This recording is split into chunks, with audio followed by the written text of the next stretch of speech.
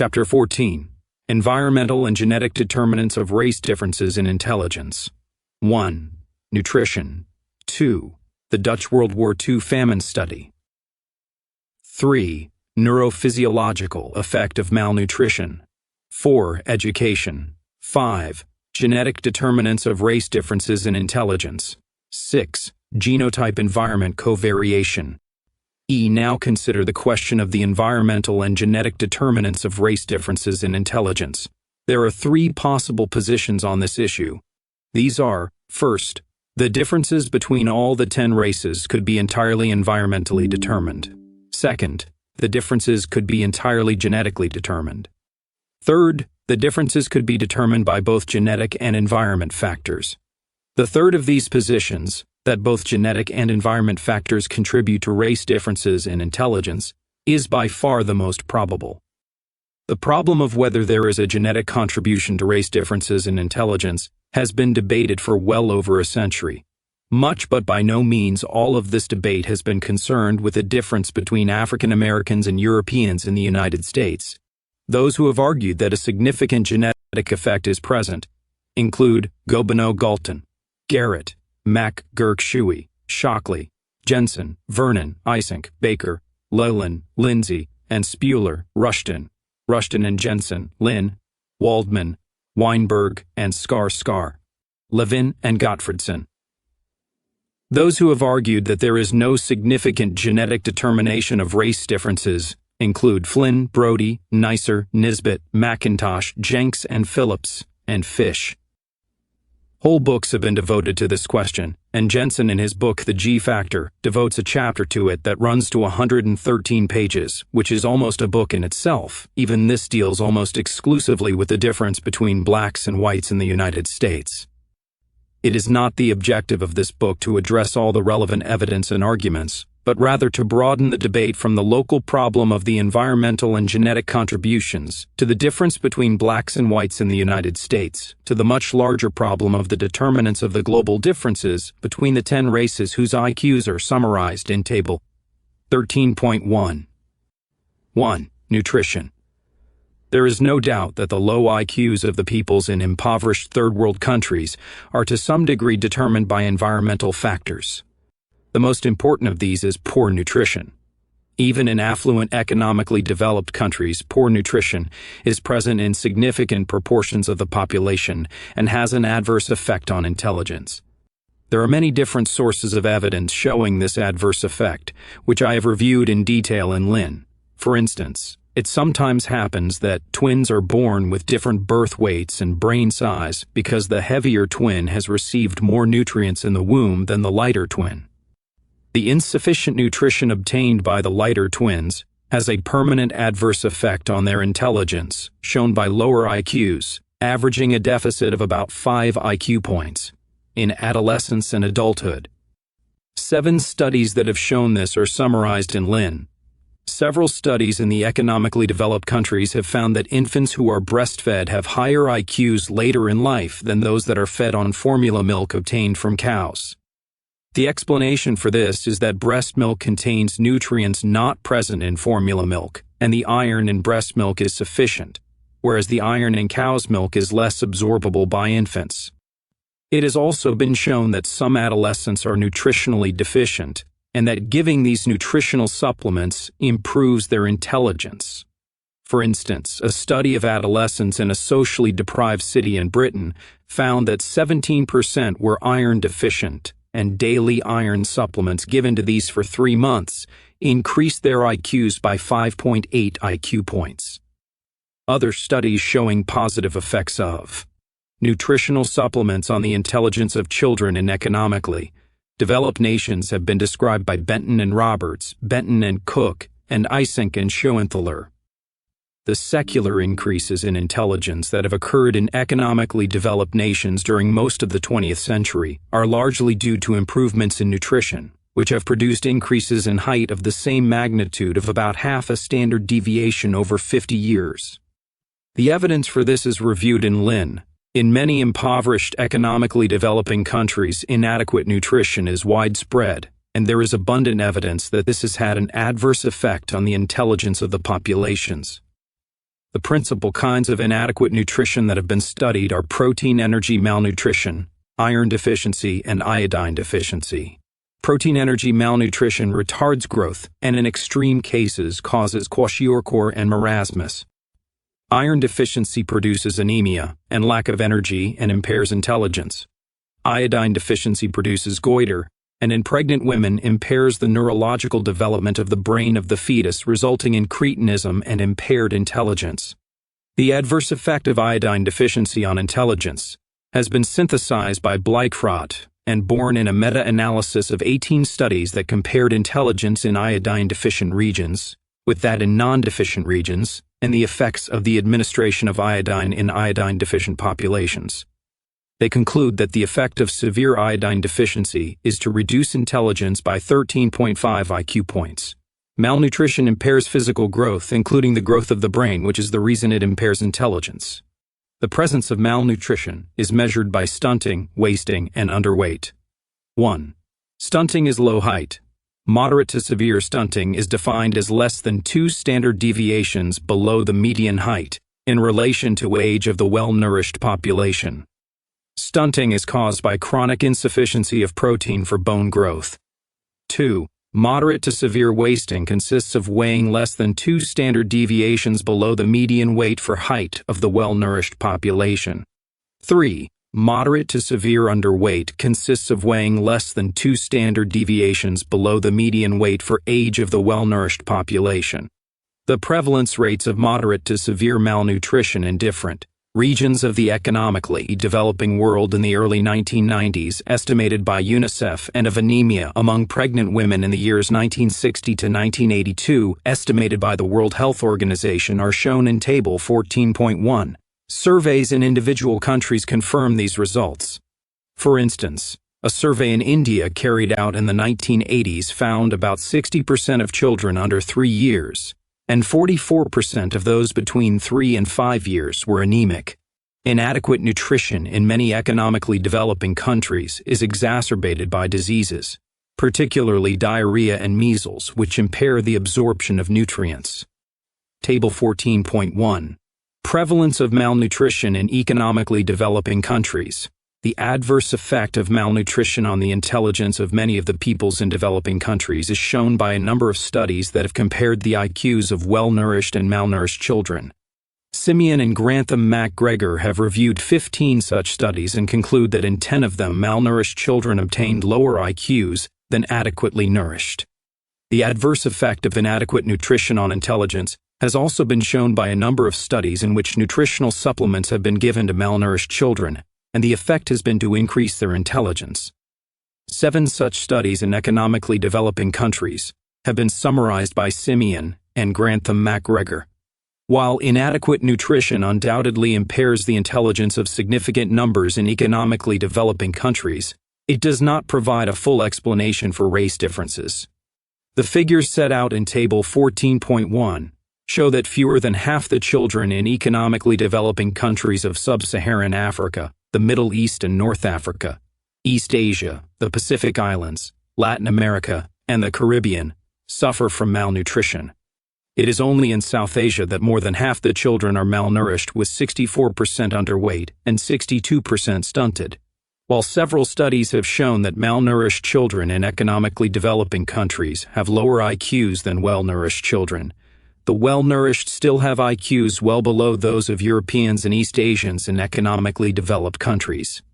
For instance, Galler and her colleagues have reported that children in Barbados who were malnourished in their first year of life had an IQ of 68 at the ages of 9 to 15, while a group of well-nourished children obtained an IQ of 83.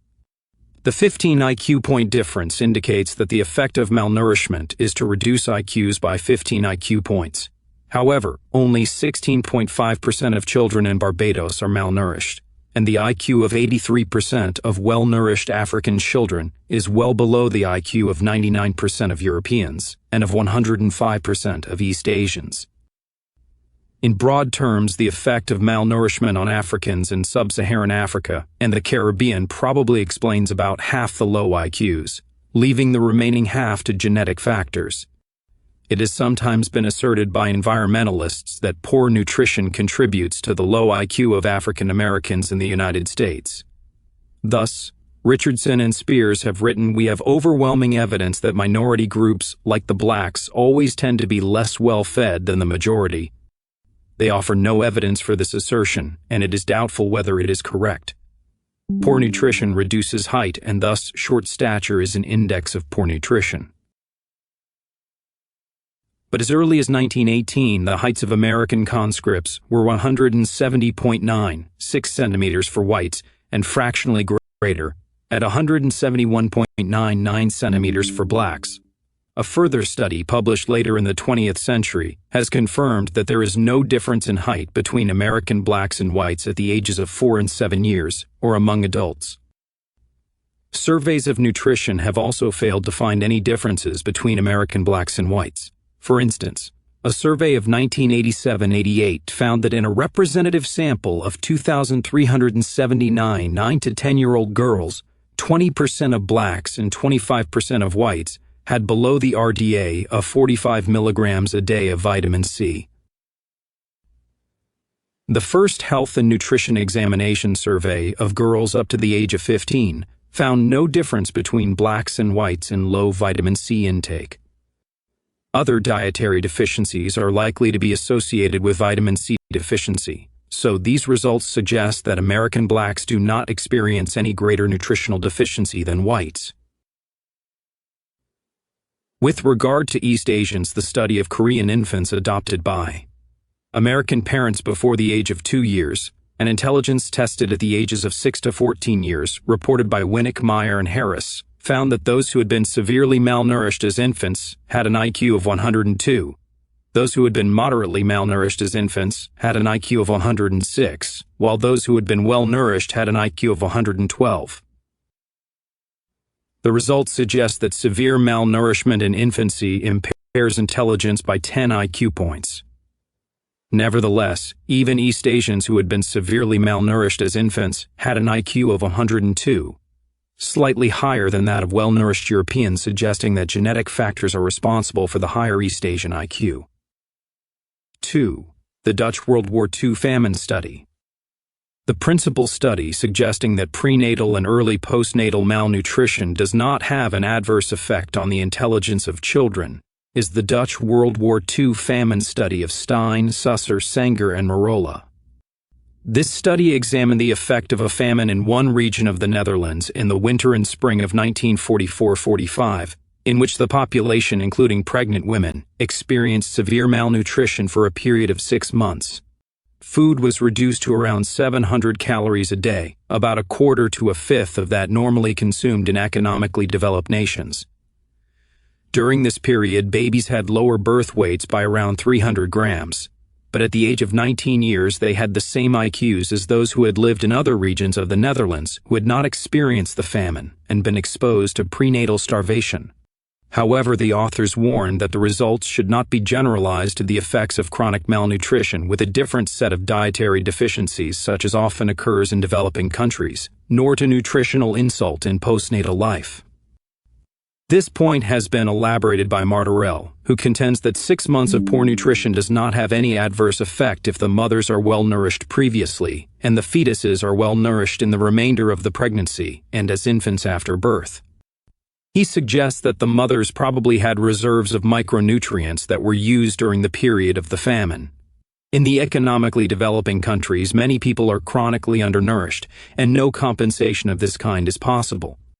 It is doubtful whether this is the correct explanation in view of the fact that the infants born in the famine region had substantially lower birth weights of approximately 300 grams compared with 330 grams in the non-famine regions, and the substantial evidence that low birth weight is associated with reduced intelligence. If mothers had been able to draw on reserves of nutrients, the birth weight of their infants would have been normal. The fact that it was considerably reduced shows the malnutrition caused by the famine did have an adverse effect. The most probable explanation for the result is that the proportion of babies born to non-manual families increased in the famine areas relative to those in manual labor families. Possibly the reason for this is that non-manual families were better able to get food from the non-famine areas, and this improved their nutrition and increased their fertility relative to that of non-manual labor families. There is a strong association between intelligence and socioeconomic status, so the effect of this would have been that the increase in the proportion of babies born in non-manual labor families compensated for the adverse effect of malnutrition in this cohort. 3. Neurophysiological effect of malnutrition. The neurophysiological effect of malnutrition is to impair the growth of the brain so that it functions less effectively. Prenatal and early postnatal malnutrition has the most serious adverse effect on intelligence because about 70% of brain growth takes place in utero, and the remaining 30%, including dendritic growth and synaptic branching, is completed by the ages of 18 to 24 months. Malnutrition has various adverse effects on the brain of the fetus and young infant that impair later intelligence, of which the best established are the following.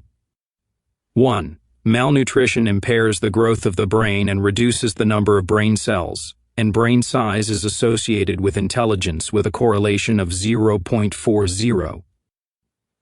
2. The effect of iron deficiency is to reduce the number of dopamine receptors, and this impairs dopamine neurotransmission, which in turn impairs learning and brain function in adulthood. 3. Fatty acids are essential for brain growth and efficient functioning. About half of these acids are acquired in utero and the other half in the first 12 months of life from breast milk. These fatty acids are not present in cow's milk or in most infant formulas, which is one reason why infants who are breastfed have higher subsequent IQs. 4. Education. A second environmental factor that has sometimes been proposed as responsible for the low IQs of peoples in economically developing countries is lack of education. For instance, fish ricetta. Lack of formal education of Africans in relation to European comparison groups provides an obvious explanation of their lower test performance. Bichevelle has advanced the same view and cites a study in South Africa showing that Africans who had never been to school had IQs about 10 points lower than those who had been to school, and he contends that this shows that lack of schooling impairs intelligence. It is difficult to establish this contention because it is probable that children who are sent to school have parents with higher IQs and higher socioeconomic status than those who do not attend school, and their higher IQs may have been acquired from their parents rather than from their schooling. Studies of the effects of schooling on intelligence in the economically developed world have had mixed results. CC and McIntosh review several studies showing that schooling increases intelligence, but these are short-term gains and disappear after a few years. It has not been demonstrated that they are permanent. There is also some contrary evidence. In Britain, children begin school at the age of 5 years, and in nearly all other countries they begin school at 6 or 7. But British children do not appear to gain any advantage from the extra year of schooling. In the United States, the Coleman report that was commissioned to investigate the effects of schooling concluded that schools bring little influence to bear on a child's achievement that is independent of his background and general social context. Schools in the United States have been integrated since the 1960s, with blacks, whites, Asians, and other races attending the same schools, achieved in many areas by busing, but there has been little or no increase in the IQs of African Americans and Native Americans. In Britain and continental Europe, all races attend the same schools, but the race differences in intelligence are still present. In the studies of the intelligence of the races reviewed in chapters 3 through 12, most of the studies have been carried out on children attending school, and in a number of these studies the children have attended the same schools as Europeans. In South Africa, the 16-year-olds in Owen sample had had 8 to 10 years of formal education, yet they obtained a typical mean IQ of 63. 12 studies of African university students in South Africa, who had had 10 to 12 years of schooling, found that they have IQs around 20 points lower than those of whites.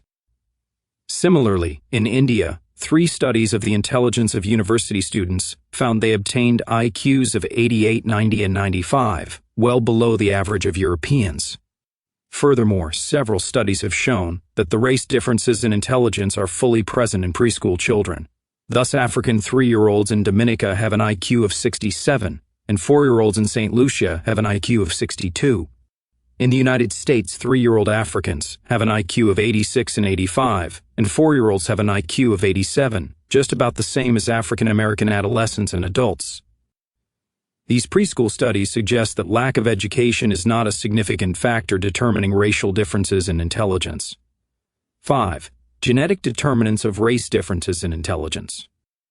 While environmental factors undoubtedly contribute to the differences in intelligence between the races, there are a number of considerations that suggest that genetic factors are also involved. 10 of these are discussed in this section. First, it is a principle of evolutionary biology that when subpopulations of a species become geographically isolated and occupy different environments, they become genetically differentiated and eventually diverge so much that they become different species. Thus, squirrels in North America have evolved gray fur, while those in Europe have evolved red fur. From an original ancestral species, cats have evolved into lions, leopards, and cheetahs in Africa, tigers in Asia, and jaguars and pumas in the Americas. The general principle has been stated by Dawkins, who writes that when two populations become isolated from one another, they become so unlike each other that after a while, naturalists would see them as belonging to different races. After a longer time, they will have diverged so far that we should classify them as different species. The theory of speciation resulting from initial geographical separation has long been a cornerstone of mainstream orthodox neo-Darwinism. The processes by which these genetic divergences take place have been described in Chapter 2.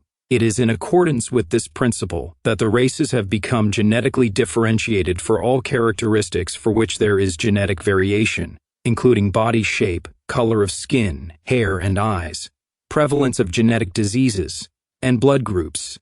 It is inconceivable that intelligence would be the single exception to these differences.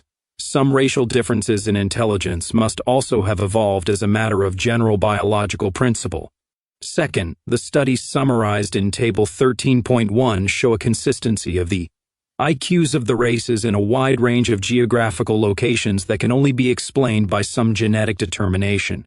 For instance, in the 57 studies of general population samples of Africans in 17 African countries, all the IQs lie in the range between 59 and 88, and in the 14 Caribbean and Latin American countries, all the IQs lie in the range between 60 and 80. Similarly, in the 58 studies of indigenous East Asians in 6 countries, all the IQs lie in the range between 100 and 120. Only a genetic factor can explain the consistency of these race differences in so many different environments. It is curious that those who support the environmentalist theory of race differences in intelligence, such as Neisser, McIntosh, Jenks and Phillips, Nisbet, Flynn, Fish, and Brody, fail to make any mention of the consistency of the racial differences in so many different environments and nations. Third, the races differ consistently in IQ when they live in the same environments. Thus, Africans in the United States, Britain, the Netherlands, and Brazil consistently have lower IQs than whites. The same is true of South Asians and North Africans in Britain, continental Europe, Africa, Fiji, Malaysia, and Mauritius, of Native Americans living with Europeans in the United States, Canada, and Mexico, of Arctic peoples living with Europeans in Canada, of Australian Aborigines living with Europeans in Australia, and of Pacific Islanders living with Europeans in New Zealand and Hawaii. All these differences are consistent and add to the credibility of the genetic theory. Fourth, when babies from other races are adopted by Europeans in Europe and the United States, they retain the IQ as characteristic of their race.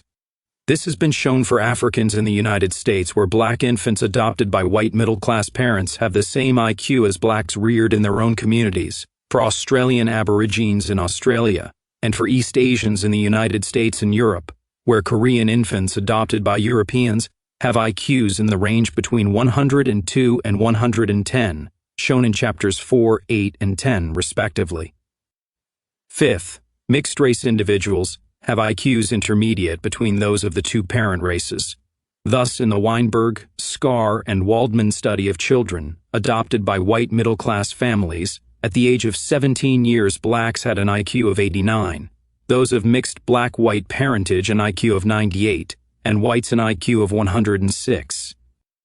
When the amount of European ancestry in American blacks is assessed by skin color, dark-skinned blacks have an IQ of 85 and light-skinned blacks have an IQ of 92. And there is a statistically significant association between light skin and intelligence. Similarly, mixed-race Australian Aborigines have IQs intermediate between full-blooded Aborigines and Europeans, and mixed-race Native Americans have IQs intermediate between full-blooded Native Americans and Europeans. Sixth, the IQs of races explain the extent to which they made the Neolithic transition from hunter-gathering to settled agriculture.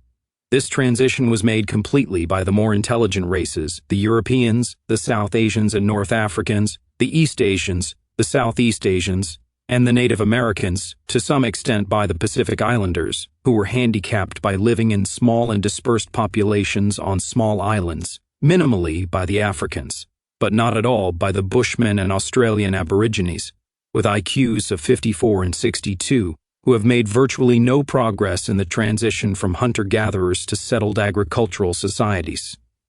The only anomaly is the Arctic peoples, with their IQ of 91, who remain largely hunter-gatherers, but this is due to their very small and dispersed populations and the harsh climate of the Arctic Circle. Seventh, the IQs of races are consistent with their achievements in the development of early urban civilizations with written languages, systems of arithmetic, and codified laws as shown by Baker, who has documented that only the East Asians, the Europeans, the South Asians, and North Africans and the Southeast Asians developed early civilizations. The less intelligent Native Americans developed a half-civilization, and the remaining races failed to develop anything that could be called civilizations. The anomalies of the Pacific Islanders and Arctic peoples, with their IQs of 90 and 91, neither of which has ever developed anything resembling a civilization, can be explained in the case of the Pacific Islanders, as due to their very small and dispersed populations on isolated islands, and, in the case of the Arctic peoples, the severity of their climate, which has made it impossible to sustain urban civilizations. These race differences that Baker analyzed in the development of early civilizations in the period between approximately BC 4000 and 500 have persisted from 1 AD to the present. Virtually all the advances that have been made in the last 2,000 years in science, mathematics, technology, and the arts have been made by the East Asians and the Europeans, with some small input from the South Asians and North Africans. This has been documented in detail by Murray, although he analyzes these advances by geographic region and refrains from pointing out that it has been almost exclusively the East Asian and European peoples who have made these advances. The achievements of the races in making the Neolithic transition, in the development of early civilizations, and in the advances of mature civilizations during the last 2,000 years show that the differences in intelligence go back many thousands of years, and are a further expression of genetically based race differences in intelligence. Eighth, all the twin studies that have been carried out in Europe, India, and Japan, and on blacks and whites in the United States, have found a high heritability of intelligence in national populations. It is improbable that these high heritabilities within races could coexist with the absence of any heritability for the differences between the races. Ninth, there are race differences in brain size that are associated with differences in intelligence, and brain size has a heritability of 90%. The only reasonable interpretation of this association is that the races with the higher intelligence have evolved larger brains to accommodate their higher IQs. A further elaboration of this point is given in Chapter 16, Sections 3 through 6. 10th, the consistency of all the racial differences in so many different nations, in the development of early and later civilizations, and the high heritability of intelligence wherever it has been investigated, all need to be considered in terms of Popper's theory of the logic of scientific explanation. This states that a scientific theory generates predictions that are subjected to empirical testing. A strong theory has few assumptions and generates a large number of predictions that are empirically verified. If the predictions are disconfirmed, the theory is weakened and may even be destroyed, although a single disconfirmation can generally be explained, or the theory can be modified to account for it. For the problem of race differences in intelligence, the theory that these have some genetic basis explains all the numerous phenomena set out in the points listed above, and there are no serious anomalies. The theory that the race differences in intelligence are to a significant extent genetically based fulfills Popper's criteria for a strong theory. Those who assert that there is no evidence for a genetic basis of racial differences in intelligence betray a lack of understanding of the logic of scientific explanation. 6. Genotype-environment covariation. The problem of the relative contributions of environmental and genetic factors to race differences in intelligence is made more difficult by the principle of genotype-environment covariation. This states that the genes for high intelligence tend to be associated with favorable environments for the optimum development of intelligence, thus intelligent. Women who are pregnant typically refrain from smoking, drinking excessive alcohol, and taking drugs because they are aware that these are likely to impair the growth of the brain and subsequent intelligence of the children they are carrying. Intelligent parents tend to provide their children with good quality nutrition because they understand the general principles of what constitutes a healthy diet, and a healthy diet is a determinant of intelligence. Intelligent parents are also more likely to give their children cognitive stimulation, which is widely believed to promote the development of the intelligence of their children. The same principle operates for races. The races with high intelligence tend to provide their children with the double advantage of transmitting favorable genes to their children and of providing them with a favorable environment with good nutrition, health care, and possibly education that enhances the development of their children's intelligence. Conversely, the children of the less intelligent races tend to transmit the double disadvantage of poor quality genes and a poor quality environment. Thus, it is problematical whether the poor nutrition and health that impair the intelligence of many third-world peoples should be regarded as a purely environmental effect or as to some degree a genetic effect arising from the low intelligence of the populations that makes them unable to provide good nutrition and health for their children. The principle of genotype-environment covariation implies that differences in intelligence between the races for which the immediate cause is environmental are also attributable to genetic factors that contribute to the environmental differences. It is difficult to avoid the conclusion that race differences in intelligence have both environmental and genetic factors. The extent of the heritability of race differences in intelligence must be expected to vary according to which pairs of races are compared. The magnitude of the heritability depends on the variability in the environmental determinants of intelligence in the population, and, in the case of two populations, the differences in the environmental determinants between the two. In the comparison between Africans in Africa and Europeans, the environmental differences between the two populations, consisting of the quality of nutrition, health, and education, are quite large. Consequently, they will have a significant impact and possibly explain about 50% of the differences in intelligence between the two populations.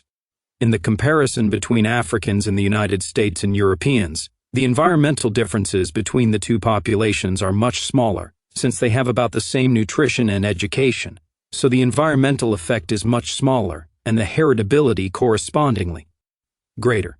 Similarly, in the comparison between East Asians and Europeans, the environmental conditions in which they live are closely similar insofar as they enjoy approximately the same standards of living, nutrition, healthcare, and education, so the slightly higher IQ of the East Asians is probably largely determined genetically.